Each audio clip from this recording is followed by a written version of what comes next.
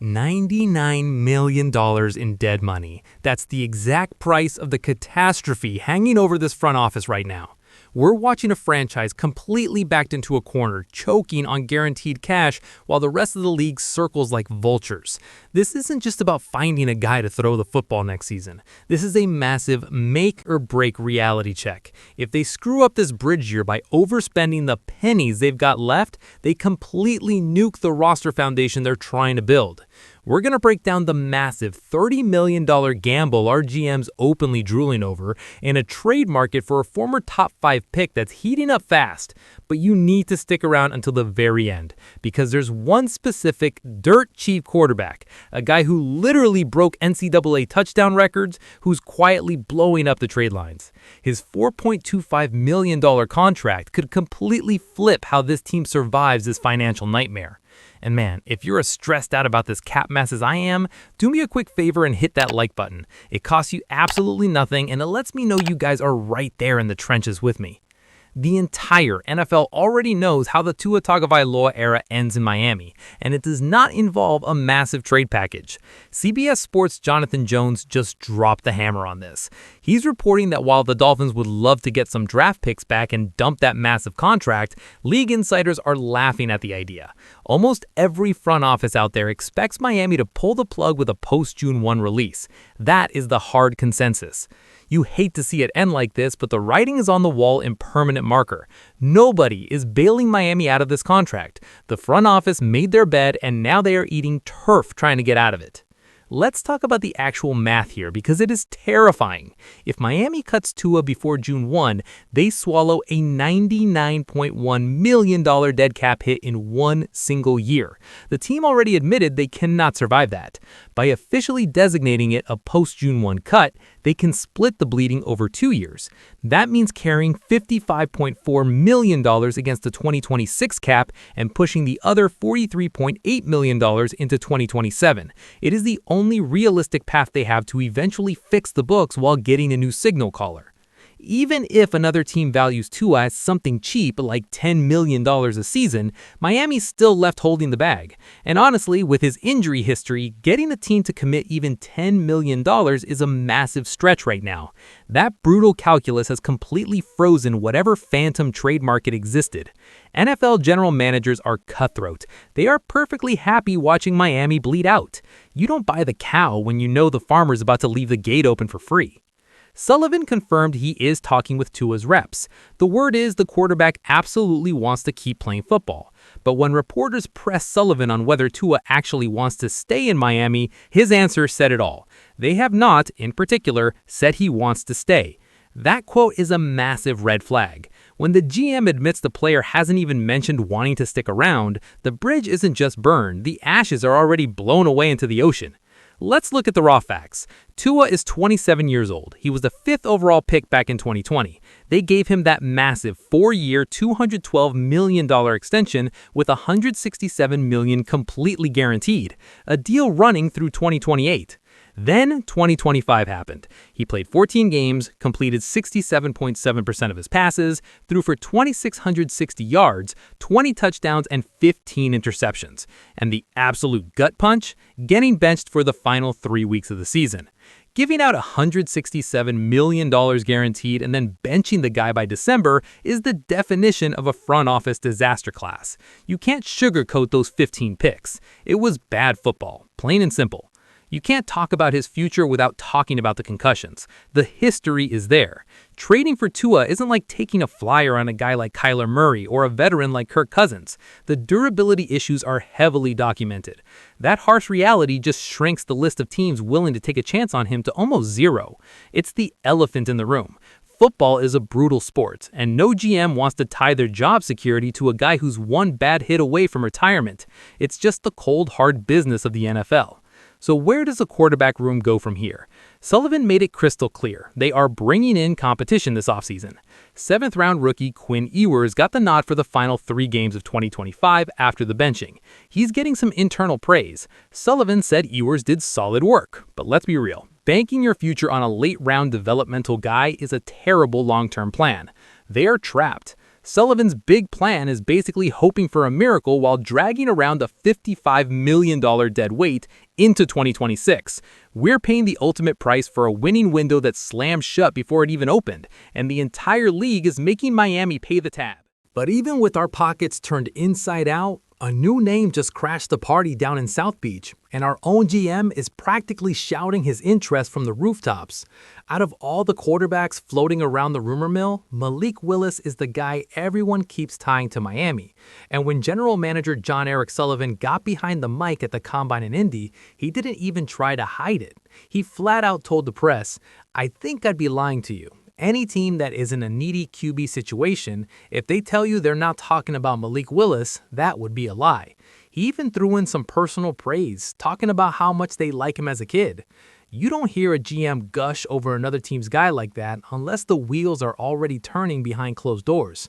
Sullivan is practically telegraphing the plan to the entire league right there at the podium. Those aren't just empty words either. Sullivan knows exactly what he's talking about. Before he packed his bags from Miami, he was the VP of player personnel up in Green Bay.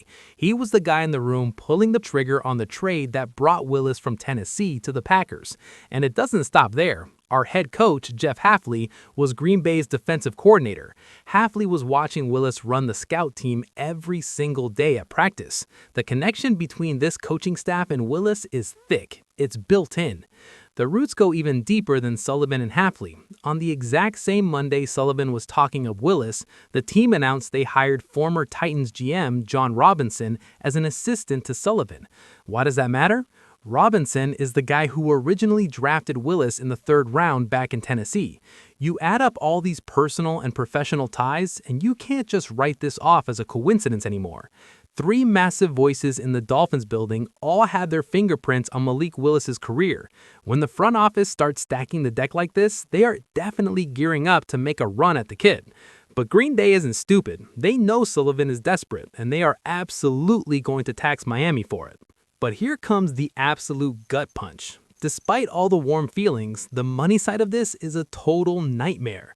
SpotTrack is projecting Willis to land a 2-year deal worth about $35.5 million, and there's chatter out there saying he could command $30 million a season or more on the open market, which is straight up starting quarterback money. We're already completely broke. Miami is choking on cap restrictions, and we're about to dedicate a massive chunk of our cash just to pay Tua's dead money. Spending that kind of cash on a guy with a tiny resume is a massive gamble. Elaine Poupart over at Sports Illustrated hit the nail on the head. He wrote that Miami's cap hell might completely price them out of the Willis sweepstakes, no matter how much the coaching staff loves them. We are paying the piper for past mistakes, plain and simple.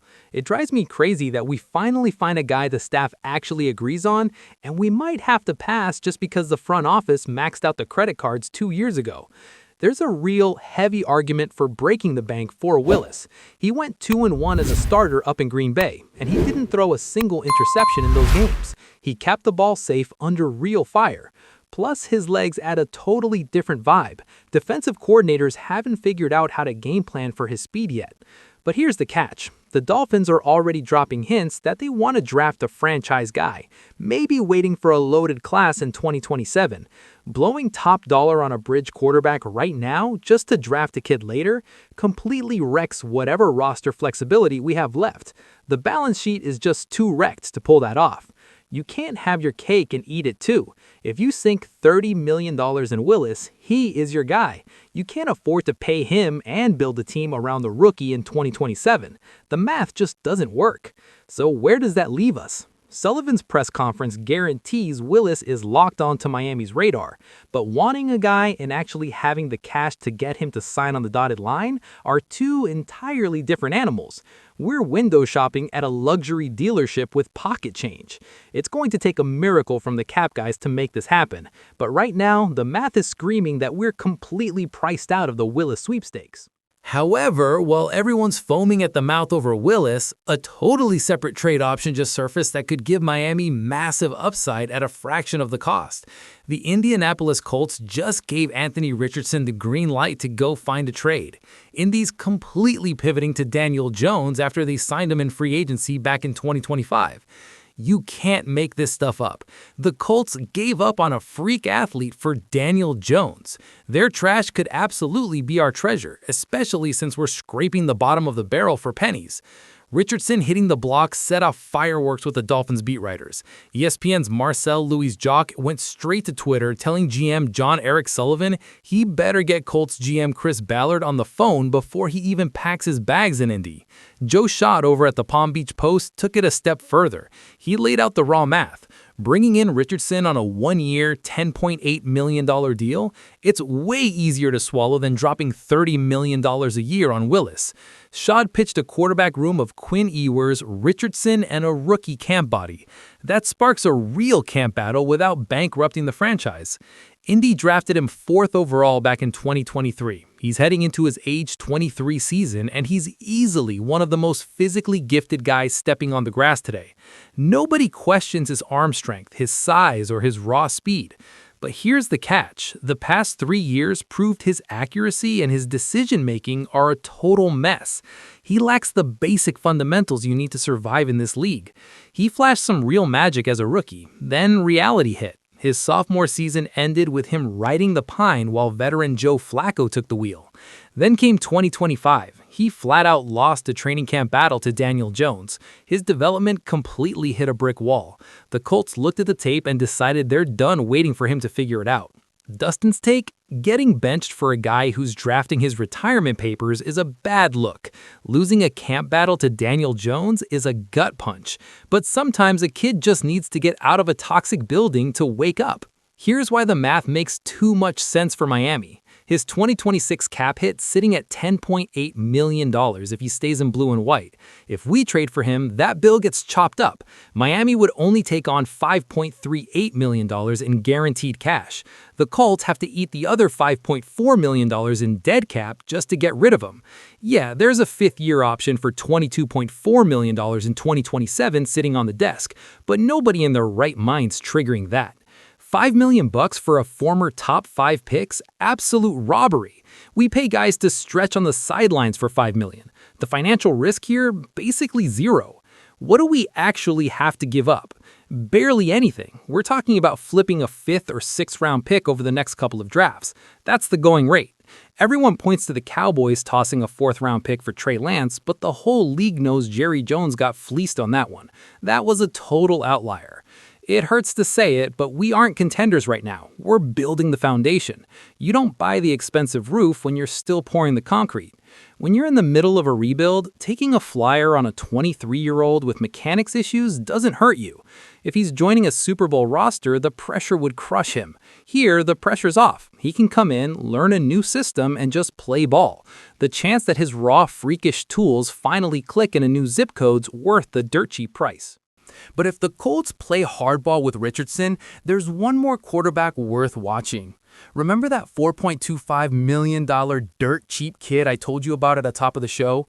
The one who literally broke NCAA touchdown records? This is him. Amid all the noise about Malik Willis and Anthony Richardson, a way quieter options blowing up phone lines around the NFL. And you better believe the Miami Dolphins are making some of those calls. Chicago Bears backup Tyson Bagent's getting serious heat from multiple front offices. Reports confirm Bears GM Ryan Poles is picking up the phone and fielding offers. Bears head coach Ben Johnson tried to play the media game early on, hinting Chicago has absolutely no plans to trade Bagent, but the sheer volume of calls hitting their front office tells a completely different story. Coaches lie through their teeth this time of year. Ben Johnson knows exactly what he's got, but if a GM's fielding calls, the kid's officially for sale. You just have to meet the price tag. I know a huge chunk of the Dolphins fan base is going to roll their eyes at the Bagent talk. He isn't a massive star, he hasn't been a full-time starter, and getting him down to South Beach means giving up trade capital instead of just signing a free agent.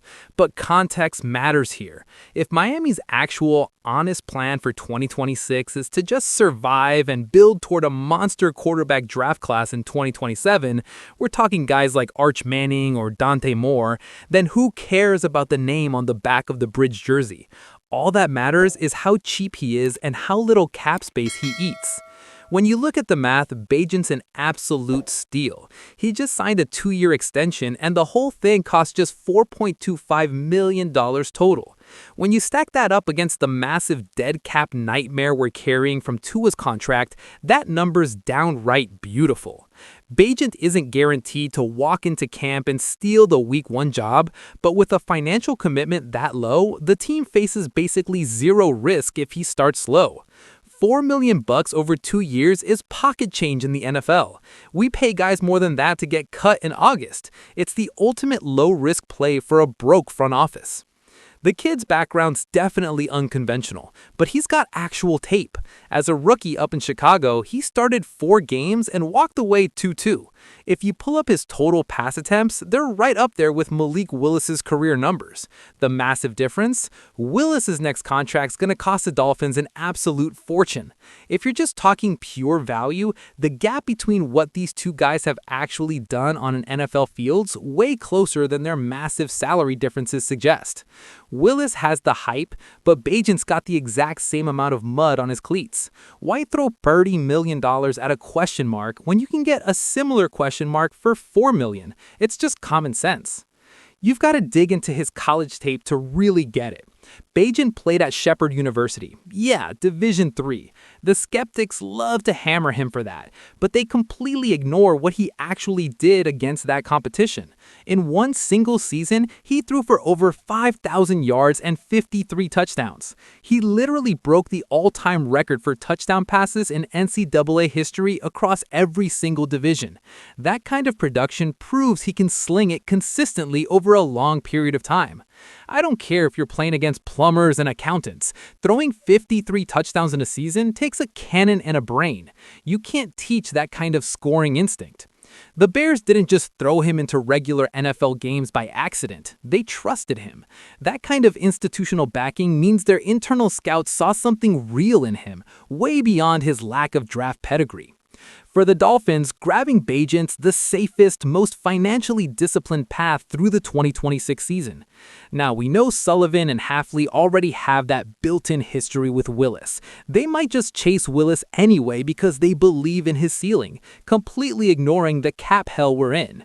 That personal loyalty could totally override the smart, analytical case for going with a cheaper bridge guy. And let's be real, there's a world where Bagent becomes way more than just a bridge guy if he gets competent coaching. Jeff Hafley's got a completely open quarterback room to shape right now. He's got a fan base dying for any reason to believe. At the right price, rolling a dice on this unconventional D3 kid could quietly turn out to be the smartest, most rational move the Dolphins make this entire offseason. Sometimes the best move's the one nobody sees coming. Give the kid a playbook, put a massive chip on his shoulder, and let's see if he can shock the world down in South Beach.